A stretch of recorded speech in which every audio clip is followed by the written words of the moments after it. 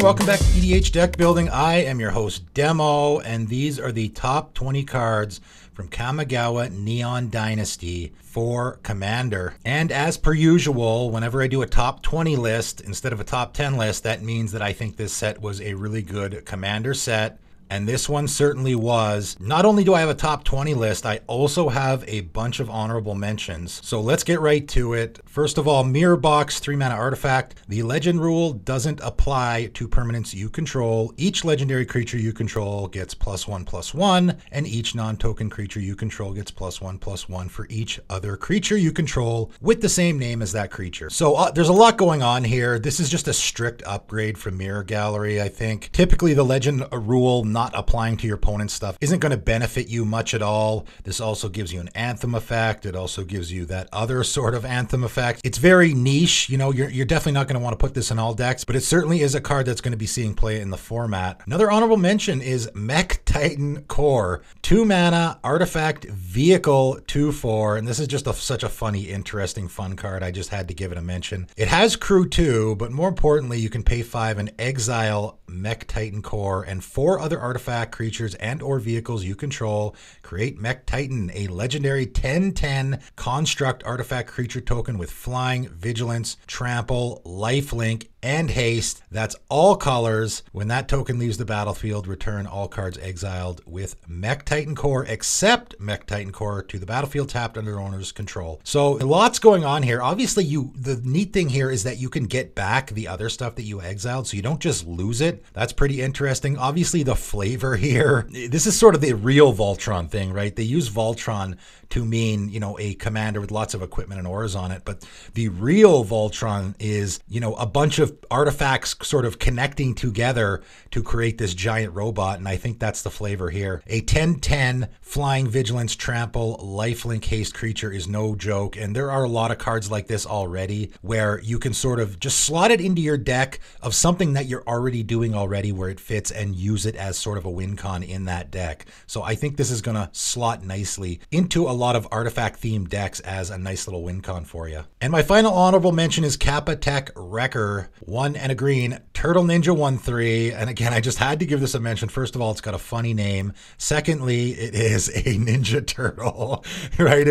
I don't know if he's a teenager, but it is certainly a Ninja Turtle. Has ninjutsu, right? And there's actually a couple of green ninjas from this set, which is interesting. This one has ninjutsu, 1 and a green. It enters the battlefield with a death touch counter on it. So it can enter the battlefield, you know, in any way and get a death touch counter on it, whether you're using the ninjutsu or just casting it. And when it deals combat damage to a player, you may remove a death touch counter from it. When you do, exile target artifact or enchantment that player controls. I think that's pretty good. I think this can slot into a few different decks. It's exiling artifacts and enchantments. Because it has death touch, it's unlikely your opponents are going to want to block it, so it's more likely you'll get in for damage. You can even throw this into a proliferate scenario where you can proliferate the death touch counters on it, right? So you put 3 or 4 death touch counters on it, and now you can exile several things, right? And in a Traxa deck, you proliferate it on your end step. Now it has 2 death touch counters on it. So on your next turn, you can attack, exile something, proliferate again, and you can just continue doing that. So I think it's a neat fit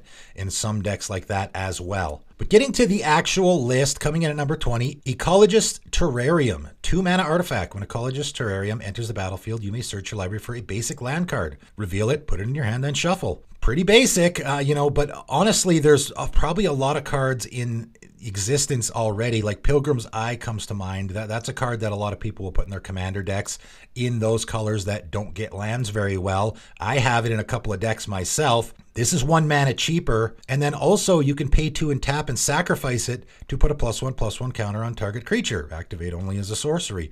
So 2 very usable abilities, but then on top of all of that, I can put it in a deck that has an artifact recursion theme, and there's a whole lot of decks out there like that already as well. I have a Gerard deck that is doing that. I know there's a whole lot of people out there that have Oscar decks that I think this will fit nicely into as well. I think we're going to see this card a lot in the format going forward as a little bit of a mana fixer, but also it can put counters on stuff. It's versatile, and also the recursion aspect I think adds to it here as well. Coming in at number 19, Colossal Sky Turtle. 4 green, green, and a blue enchantment creature turtle. 6/5, has flying in Ward 2. So just as a creature, you know, a 7 mana, 6/5 flying Ward 2, that's not bad. Not bad at all. But it has 2 channel abilities, and this is, as far as I know, the only card in existence with 2 channel abilities. You can pay 2 and a green and discard it to return target card from your graveyard to your hand. Well, that's an ability you're always going to be wanting to use, right? Like, it's a regrowth effect. This is any card from your graveyard to your hand. And then also has 1 and a blue, discard Colossal Sky Turtle, return target creature to owner's hand. So it also can bounce a creature. And man, I'm just thinking, this always is going to be good in every deck you put it in, because as has been noted, the channel ability can't be countered, also can be used as an instant. And then on top of all of that, it's also a big creature. So maybe if you draw this later in the game and you need a nice big blocker, you can throw this down, like actually cast it. You can also, if you're in some sort of Simic recursion strategy, discard this into your graveyard and then cheat it into play in another way. Just lots going on with this card. I really like it a lot. Coming in at number 18, Grave Lighter, 2 and a black spirit, 2/2 with flying. When Grave Lighter enters the battlefield, draw a card if a creature died this turn. Otherwise, each player sacrifices a creature. So on its face, this might not seem great, but it's a Fleshbag Marauder, right? I mean, if you want it to be a Fleshbag Marauder, that's what it is, right? On your turn, no creatures have died, so you just cast it and it turns into a Fleshbag Marauder or a Merciless Executioner. It's another one of those effects. Also is a 2/2 flying spirit, which I think is even more significant. But then you have the option, right? So for me, this is just a strict upgrade from those other ones, because now I have the option, if I need to draw a card, I can, maybe I'm in that sacrifice theme, which you likely will be, I can have a creature die and then cast this, and I get to draw a card instead. So, you know, we already know those other cards get played in the format a ton. For me, this is just a strict upgrade for a lot of them. Coming in at number 17. Thundering Reiju. 2 red spirit, 3/3 with haste. When Thundering Reiju attacks, put a +1/+1 counter on target creature you control. Then Thundering Reiju deals X damage to each opponent, where X is the number of modified creatures you control other than Thundering Reiju. So, first of all, the art on this card is amazing. The art on most of these cards is pretty amazing. This one's particularly good. Again, this is just like with the Mech Titan, where it just fits nicely into a lot of decks that are already doing stuff like this. Like a Grumgully deck would be the perfect example. And man, I would just imagine that Grumgully is going to skyrocket in popularity after this set comes out, because the modified thing, right? All of this modified works extra good with +1/+1 counters, I think, because it's really easy to put +1/+1 counters on your whole team, right? Grumgully does that. So this is a perfect fit in that deck. All your creatures are going to have +1/+1 counters on it. So when this attacks, you'll put another counter on one of your creatures, and then it deals X damage to each opponent, where X is the number of modified creatures you control other than Thundering Reiju. So other than this, say you have 4 other creatures in play, all your opponents are each going to be taking 4 damage every time it attacks. That's pretty fantastic. Again, I just think this really slots nicely into any deck where you're doing any sort of a modified theme whatsoever. Coming in at number 16, Mindlink Mech, 2 and a blue vehicle, 4/3 with flying, and has crew 1. When Mindlink Mech becomes crewed for the first time each turn until end of turn, it becomes a copy of target non-legendary creature that crewed it this turn. Except it's a 4/3, it's a vehicle in addition to its other types, and has flying. So this is a really interesting card. It is pretty specific in what it's doing. This can be really, really good though in a couple of different ways. Like if you just want to attack with a certain creature, this can give that creature evasion, right? So you have a creature that you want to get in for damage. You can instead tap that creature to crew your Mindlink Mech, and that will become that creature, except it's a 4/3 and has flying. So Cephalid Constable is the perfect example here. This is the absolute perfect fit with Mindlink Mech, I think. It's going to crew your Mindlink Mech, and then it's going to become a 4/3 Cephalid Constable with flying. So it gets in for damage, hits for 4, and you bounce 4 permanents. So that's a perfect example of where this card can be great. I think it also can be really great with creatures that have static abilities, right? So if you have a creature that maybe has an Anthem effect on it, for example, you know, tapping that creature isn't going to shut that Anthem effect off. So you don't even have to attack in this case. What you can do is crew your Mindlink Mech with the other creature, and then it becomes a copy, and whatever that static ability is, whether it's an Anthem Cataclysm or whatever effect, as long as it's an effect that doesn't care about anything other than your creature sitting on the table, it's going to double up that effect, right? So this essentially, I mean, you can't do it with legendary creatures, so it won't work with your commander, but any other creature in your deck, you'll basically get a double of that static effect. Coming in at number 15, Eater of Virtue. This is such a fun, interesting card. 1 mana, legendary artifact, equipment. Has equip 1. So right out of the gate, we have an equipment that only costs 1 and only has equip 1. That's pretty darn good. Equip creature dies, exile it. Okay, typically that's not going to matter. Equip creature gets +2/+0. Not bad. So even if you just think of this in regards as a Voltron equipment, 1 mana, equip 1, gives your Voltron commander a +2/+0. When it dies, you exile it, but you don't care because you're going to put it back in the command zone anyway. However, what's more important here is as long as a card exiled with Eater of Virtue has flying, equip creature has flying. The same is true for first strike, double strike, death touch, haste, hexproof, indestructible, lifelink, menace, protection, reach, trample, and vigilance. So that part isn't going to work with your commander because obviously if your commander gets exiled, it has to stay in exile. You can't put it back in the command zone, right? This card is going to see the cards that it has exiled. So if you move your commander to the command zone, it's no longer going to be in exile. So that part's not going to work. But if you're in any theme where, like an Odric deck, for example, you have a lot of those creatures that have lots of those keywords on them, right? And we've seen this a lot lately. The new Akroma is like that. We have Cathril, Aspect Warper, all those decks where you're just guaranteed to have lots of keywords on all your creatures. Chuck this on one of them, and when they die, now Eater of Virtue has all those abilities attached to it, right? And if you have a creature like one of my personal favorites, Nightveil Predator, it has flying, death touch, and hexproof. Again, it's really hard to get that guy off the table, but when it does, your equipment now has the flying, the death touch, and the hexproof. So any other creature that you attach it to is going to get all those abilities as well. So really neat card. I think we're going to see a lot of people trying to abuse this. Definitely, though, I think it just slots nicely into a lot of those decks that are already doing stuff like that. Coming in at number 14 is Invoke Justice. 1 white, white, white, white. That's a whole lot of white. It's a sorcery. Return target permanent card from your graveyard to the battlefield. Then distribute 4 +1/+1 counters among any number of creatures and or vehicles target player controls. I really like this card a lot. It's recursion in white.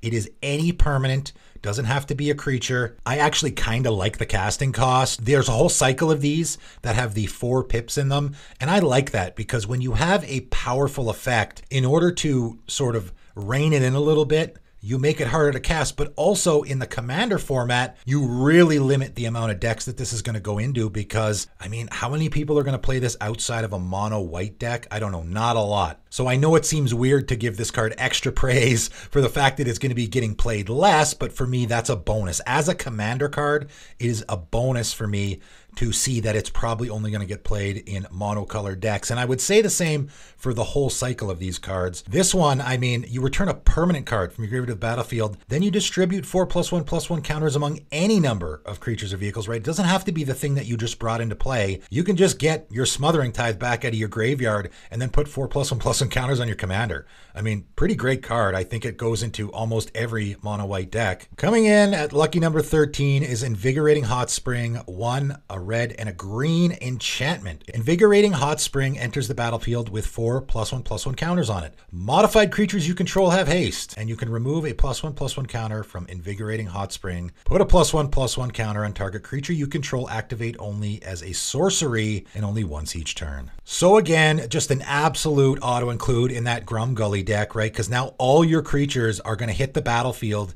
get a counter, and immediately have haste. In any deck where you're doing that kind of stuff, it's going to be very easy to give your creatures haste. But the added bonus here is you don't have to put this in any of those decks at all. You can put this in a deck where you're not modifying anything. You just want to give your creatures haste because you cast that creature, you want to attack with it right away. Okay, we'll just remove a counter from Invigorating Hot Spring and put it on that creature, which then gets haste right away and we can immediately attack with it. I think this card is going to fit in a lot of decks. Coming in at number 12 is Tamio's Safekeeping. 1 green mana instant. Target permanent you control gains hexproof and indestructible. Until end of turn, you gain 2 life. So I know this card doesn't look like much, but I just love cards like this. I slept on Blacksmith Skill when it first came out and did not put that in my top list from that set. And I should have. It is now in almost all of my white decks. It's fantastic at protecting any permanent. This does essentially the same thing, right? Hexproof and indestructible. That gets around almost everything.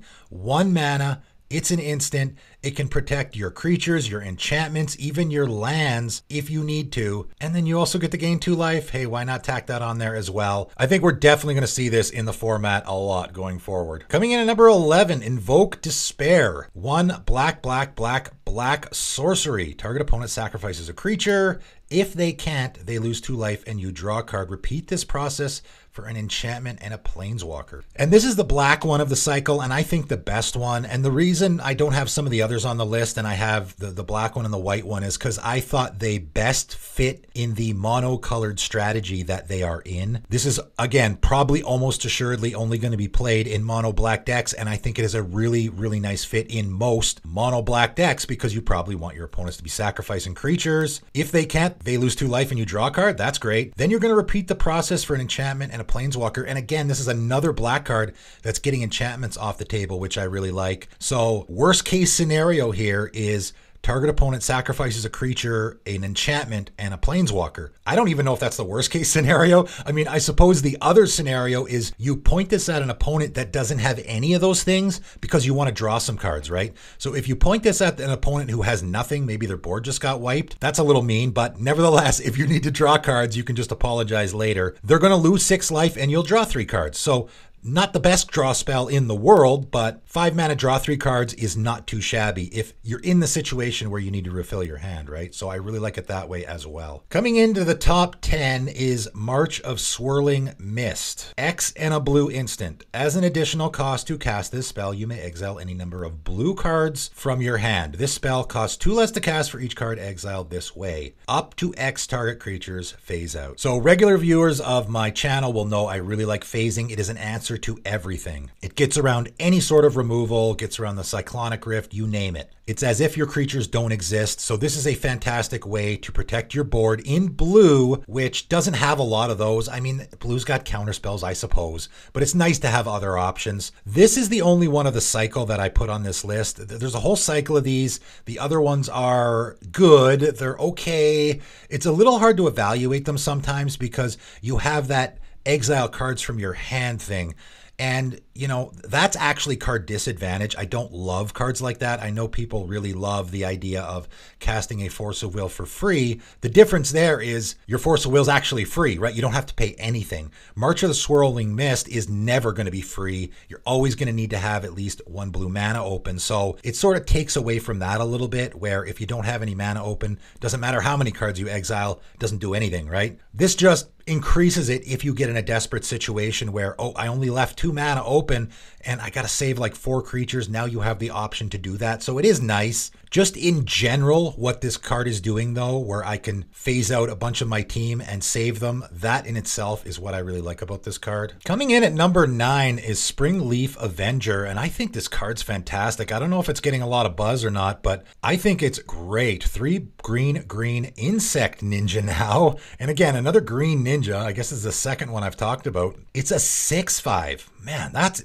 big. So if you can ninjutsu this out for 4 mana, a 6/5 for 4, that's really good. Also though, whenever Springleaf Avenger deals combat damage to a player, return target permanent card from your graveyard to your hand. So again, this is like a reusable sort of regrowth effect. I mean, you can only get permanents, but that's, you know, in a green deck, that's not really a big deal. There's a whole lot you can get. Probably over 80% of your deck is going to be permanents. And it's a 6/5. I mean, you are punishing your opponent here and then also getting stuff out of your graveyard. I mean, if you even just forget about the ninjutsu and you just cast this guy like you normally would, this becomes a creature that just has to be blocked. I mean, how are your opponents not going to block this? Taking 6 damage is one thing, but then you get to return something from your graveyard to your hand on top of that? That's just punishment that your opponents aren't going to want to put up with. Again, amazing art too on top of all of that. I really like this card a lot. I think it's a ton of fun. and also really good. Coming in at number 8, Ruthless Technomancer, 3 and a black human wizard, 2/4. When Ruthless Technomancer enters the battlefield, you may sacrifice another creature you control. If you do, create a number of treasure tokens equal to that creature's power. So right out of the gate, that is a really good ability. And as usual, fits really nicely into any I'm already sacrificing theme. This is an absolute perfect fit with a Nadir deck, I think. You can sacrifice your Nadir. It's going to give you a bunch of those elf warrior tokens. You're going to create a number of treasure tokens equal to its power. So assuming it has no +1/+1 counters at all,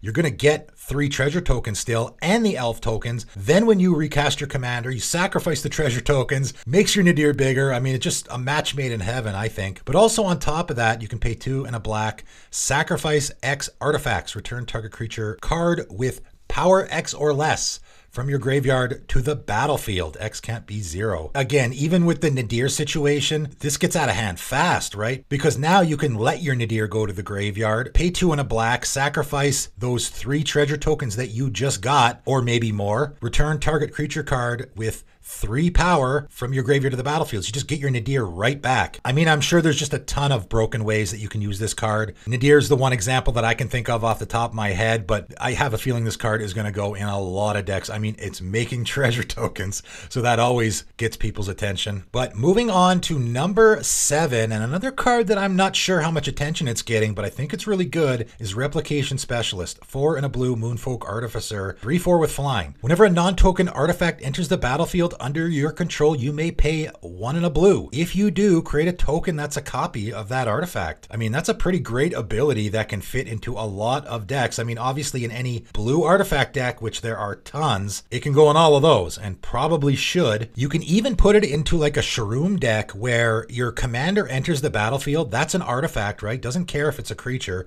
It is an artifact. You get the ETB from your commander, and this will trigger as well. You pay the 1 and a blue, copy your commander. Obviously, they're legendary, so you'll have to sacrifice the copy, but you get the ETB from the copy, right? So you'll get double the Shroom triggers, right? This is going to basically double up any artifact creature's ETB. And again, that strategy fits into a ton of decks. So I think this card we're going to probably see in a lot of decks going forward. Coming in at number 6 is Spirit Sister's Call. 3, a white and a black enchantment. At the beginning of your end step, choose target permanent card in your graveyard. So right away, as I say all the time, I love enchantments that just sit on the table and do stuff for you, and you don't have to put any resources into them, right? After you already cast them and they hit the table, they just sit there and do stuff for you, which is great. And I love them even more if they trigger at the beginning of your end step. As soon as I play it, I get it on my turn. I don't have to wait till my next upkeep. So after you choose a permanent in your graveyard, you may sacrifice a permanent that shares a card type with the chosen card. If you do, return the chosen card from your graveyard to the battlefield, and it gains, if this permanent would leave the battlefield, exile it instead of putting it anywhere else. So obviously this card can just fit into so many decks. It's doing so many interesting things. This is any permanent type, so you can even do this with a land, right? I can choose a land in my graveyard and then sacrifice a land and I get it back. Essentially, it's like a Hell's Caretaker, one of my favorite cards, but instead of just swapping out creatures, you're swapping out any permanent. I have an enchantment in my graveyard I really want to get back. I can sacrifice an enchantment to get that Smothering Tithe back or whatever. I have a really important artifact in my graveyard that I want to get back. And obviously, you can discard it into your graveyard. You know, you cheat it into your graveyard in other ways so that now I can sacrifice a treasure token to cheat that Immortal Sun into play, right? So obviously there's going to be a lot of those shenanigans going on as well. I'm sure there's going to be a lot of interesting things people will figure out what to do with this card. But moving on to number 5, the Restoration of Ganju, 2 and a white. Enchantment Saga. Chapter 1, search your library for a basic Plains card, reveal it, and put it into your hand, then shuffle. So already this probably goes into almost every mono white deck, maybe some Boros decks, right? The decks that, you know, it's just another option for all of those. I go get Plains out of my library and put them in my hand. You can just swap out one that you already have for this. More importantly though, Chapter 2, you may discard a card. When you do, return target permanent card with mana value 2 or less from your graveyard to the battlefield tapped. So that's the most important one. This truly is a white ramp card. There actually isn't very many white cards that actually truly ramp without any conditions at all, and this is one. Because when you hit the 1, you go get a plains out of your library. Then when you hit the 2, you can discard the plains, and when you do, you can return target permanent card with mana value 2 or less, which your plains is, and put it directly on the battlefield, right? So what you do is you basically just put that plains directly into play, right? Now, of course, you don't have to do that. You can use this in a lot of other ways. Maybe there's a Soaring in your graveyard that you want to get back, so you can discard something useless to get that back. But I think worst case scenario here is I can throw that plains into my graveyard and then immediately put it into play. And then when you get to chapter 3, you exile the saga and return it to the battlefield transformed under its owner's control. And it becomes Architect of Restoration, 3/4 Vigilance, Enchantment Creature, Fox, Monk. Whenever Architect of Restoration attacks or blocks, create a 1/1 colorless spirit creature token. So that's a pretty great card all around too. So this to me is just a really great value card. Like everything that's going on here, I think this card could fit into any mono white deck very easily. I think it's going to replace a lot of the other white ramp cards that are currently being used. And then the added bonus is once the chapters run out, you get a pretty decent creature on the other side that's going to be creating those spirit tokens. Just really an all-around great value card. I like it a lot. Coming in at number 4, Hitsu Consumes All. And this is a card that I know has gotten a little bit of buzz already. 1, a black and a red. Again, Enchantment Saga. Chapter 1, destroy each non-land permanent with mana value 1 or less. So that doesn't hit a lot of stuff. It's going to hit those soul rings, but as a lot of people have pointed out already, it's going to get those treasure tokens. I just made my list of, so you hate all those treasure tokens in the format. They seem to be everywhere. Every new set has another card or two that's making treasure tokens. This is going to destroy them all, right? This is going to destroy all permanents that are tokens, right? Because tokens are typically going to be mana value 0. So this is a token destroyer. That's probably what it's best at. But even if you don't use that, the second one is exile all graveyards. So it's also a fantastic graveyard hate card. And then when you get to chapter 3, you exile it and return it to play transformed. And it becomes Vessel of the All-Consuming. Enchantment creature, Ogre Shaman, 3/3 with Trample. Whenever Vessel of the All-Consuming deals damage, put a +1/+1 counter on it. Okay. When Vessel of the All-Consuming deals damage to a player, if it has dealt 10 or more damage to that player this turn, they lose the game. Oh boy. Okay, so this is a win con. It's not one that you necessarily need to plan around. I'm sure there's a lot of people out there already trying to brew and figure out how can we get this thing, a huge power right away and then hit our opponents with it and they lose the game. Sure, you can do that. I just think it's a nice added bonus to have that on the backside. The front side's pretty good. The backside, it's real scary, so I imagine your opponents are going to want to get it off the table right away. Whenever it deals damage, you're going to put a counter on it. So it's going to be a 4/4 the first time and then a 5/5. It's going to take a while to get to 10. If you have multiple combats, it could work really good, right? Because 10 or more damage to that player this turn. So if it's a 5/5, you can connect with it. It's done 5 damage. You're going to put a counter on it, but then if it hits again, now it's going to deal, more than 10 damage. So that player will lose the game. So there is that scenario as well. I'm sure there will be a lot of people brewing with this guy. We're definitely going to see it in the format for sure. But coming in at number 3 is Fable of the Mirror Breaker, 2 and a red. Again, Enchantment Saga, and chapter 1 is create a 2/2 red Goblin Shaman creature token with whenever this creature attacks, create a treasure token. So right away, that's pretty good. I think you get that token. Whenever it attacks, you create a treasure token. Not bad. Chapter 2, you may discard up to 2 cards. If you do, draw that many cards. So this card, fits so nicely into a red deck, I think, because this is doing everything that red decks already, the kind of stuff that they're doing. Lots of rummaging, creating treasure tokens, creating goblin tokens. I just think there's so many red decks that this can automatically slot into just for those reasons. But on top of all that, again, chapter 3, you're going to exile it and return it to play. And when it's transformed, it becomes Reflection of Kiki Jiki. And again, there was a whole cycle of these, and it's very interesting flavor here where they're sort of paying homage to legendary creatures from the original Kamigawa. This one was far and away the best in my opinion, because again, I think the front's really good, but this back is even better. Enchantment creature, Goblin Shaman, 2/2, pay 1 and tap, create a token that's a copy of another target non-legendary creature you control, except it has haste, sacrifice it at the beginning of the next end step. So it's essentially a Kiki Jiki on the back. It's a fixed Kiki Jiki on the back. And when I first saw that, I was like, oh man, why didn't they do that with the original Kiki Jiki? Then it wouldn't have been so busted, right? It wouldn't have been like goes infinite with like a zillion different cards.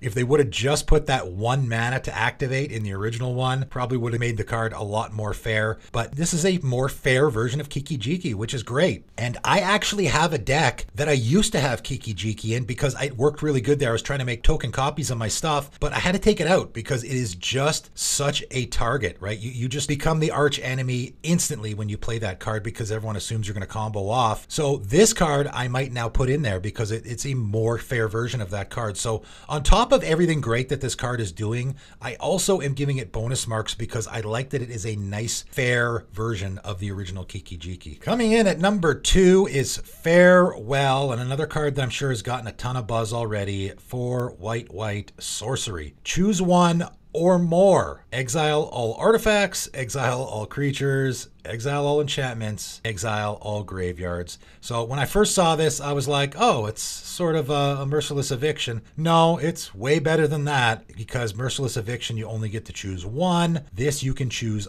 all if you want to. For 6 mana, you can exile all artifacts, creatures, enchantments, and graveyards. That is really good. But of course, what makes it even better, just like an austere command, you get to choose which one. So if you have a lot of creatures in play, you can just exile all artifacts, enchantments, and graveyards. If you're playing an enchantment tribal deck, you can exile all artifacts, creatures, and graveyards.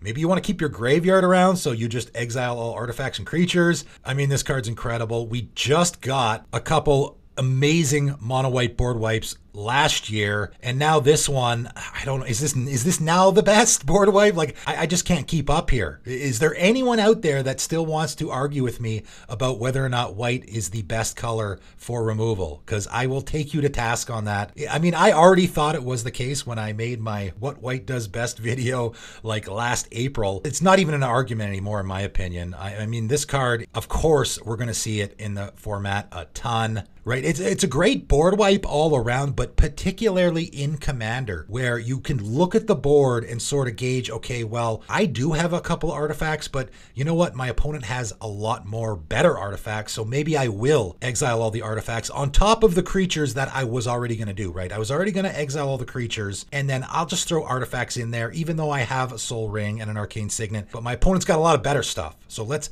tack that on as well. And of course, it's exile, right? On top of all of that, this gets around everything except phasing, right? This is why I like phasing so much. But other than that, it gets around hexproof, indestructible, you name it. It gets around all of it because it is a mass exile effect. I really like austere command still. This might be better. This might have just trumped it as the #1 board wipe in the format, I think. But despite how good it is not #1 on my list. And I cheated a little bit here because #1 on my list is all of the land cycle from this set. That is the legendary land cycle with the channel abilities. And I gushed over these, and I'm sure a lot of other people have as well, as they got spoiled. Without question, we're going to see them a ton in the format. So they're all at #1, but I am going to still rank them, right? We'll say they're, 1A, 1B, and so forth. So for me, I think the least powerful one, remember, this is my #1 choice for the whole entire set. Nevertheless, Soken's and Crucible of Defiance, I think, probably is at the bottom for me. So this will be 1E, taps to add a red, and you can channel 3 in a red, discard it to create 2/2/1 colorless spirit creature tokens. They gain haste and end a turn. Cost 1 less to activate for each legendary creature you control. It's good. I mean, it definitely fits in a few different decks. All around, just creating 2/1/1 creatures is not super impactful. I think the best case scenario here for this card is my opponent is coming at me with a big creature that doesn't have trample. I can quickly discard this to create a couple of 1/1 blockers. Still obviously a great card that we're going to see a lot in the format. My 1D is going to be Ganju, Seat of the Empire, the white version, right? So taps to add a white, channel 2 and a white, discard a Ganju, Seat of the Empire. It deals 4 damage to target attacking or blocking creature. It costs 1 less to activate for each legendary creature you control. So this is always going to be usable, right? I mean, all of these abilities are always going to be usable in a Commander game. 4 damage is pretty good, right? You can kill an attacking or blocking creature. It doesn't have to be attacking you. It can be anyone's attacking or blocking creature. So obviously in a Commander game, that's particularly good. You just wait for your moment. I mean, are you always going to be wanting to hold these in your hand, though? That's the thing. Like, I'm going to have this in my hand, let's say turn 5, what am I going to do? Am I going to hold it in my hand rather than making a land drop just on the off chance that I might want to use it? I don't know. That might become the sticky part with these guys. I think a lot of times you're going to have it in your hand maybe early in the game and you're maybe going to be on the fence of whether or not you actually want to play it or not. Nevertheless, even if it just becomes a land drop, that's good too, right? These cards are always going to be good no matter what. My 1C is going to be Takenuma Abandoned Mire. Taps to add a black and you can channel 3 and a black, discard it, mill 3 cards, then return a creature or planeswalker card from your graveyard to your hand and cost 1 less to activate for each legendary creature you control. So again, there's never ever going to be a game where you don't want to use this, because worst case scenario is my commander dies on, say, my opponent's turn because they board wiped, and then on the end step before my turn, I can just quickly use this and return it to my hand so I can cast it again and get around that commander tax, right? I mean, obviously, there's always going to be situations where you have creatures in your graveyard that you want to get back, so it's always going to be usable. My second pick, my 1B, is Autowarrow Soaring City, legendary land. Taps to add a blue, and you can channel 3 and a blue, discard Autowarrow Soaring City, return target artifact, creature, enchantment, or planeswalker to its owner's hand. This ability costs 1 less to activate for each legendary creature you control. So obviously, again, there's no situation where that's not going to be good. In particular, it's nice to have it for that, you know, my opponent's going to about to run me over the Blightsteel Colossus, I'll bounce it back to their hand. You know, it can really be life-saving. That's what I like about this one and why I have it so high as compared to the rest, because I really like the answer situation. And again, because its channel can't be countered, right? My opponent's about to run me over with their huge creature. I can bounce it to their hand. My opponent has a Winter Orb in play. I can bounce it back to their hand before my turn so I can untap all my lands and actually get to do stuff. I just really like cards like that can get you out of a really sticky situation in a pinch. Even better at this is obviously the #1 card from the set for me, and I think probably for a lot of people. I don't know, I haven't checked anyone else's lists out yet, but Buzaju, Who Endures. The green version of this, which taps to add a green, and you can pay 1 and a green and discard it. Destroy target artifact, enchantment, or non-basic land an opponent controls. That player may search their library for a land card with a basic land type and put it onto the battlefield, then shuffle. This ability costs 1 less to activate for each legendary creature you control. So I was thinking, you know, if they had only made this artifact or enchantment and skipped the non-basic land part, would it still be the best card from the set? And I think it might. I think it probably would. The fact that the non-basic land there on top of that, so now I can kill a Cabal Coffers with it, or a Guy's Cradle, or something like that, on top of the fact that for 1 mana I can kill a Smothering Tithe, or a Rhystic Study, or any of the other busted artifact and enchantments in the game. I just really think that a lot of times, and I've been playing a lot of games with my patrons on Spell Table, and I can't count how many times I've lost a game because my opponent had an artifact, enchantment,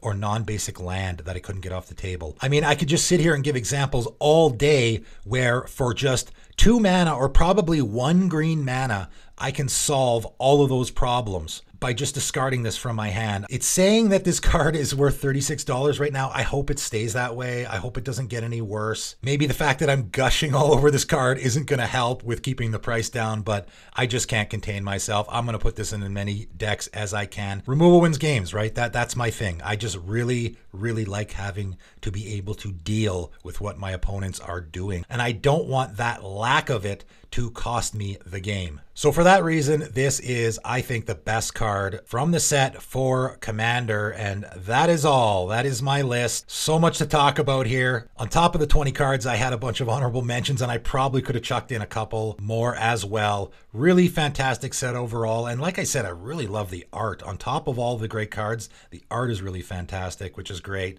What do you guys think? What did I miss? Are there any great cards from this set that I didn't give a mention? Let me know in the comments below. But that is it for today, and thanks for tuning in.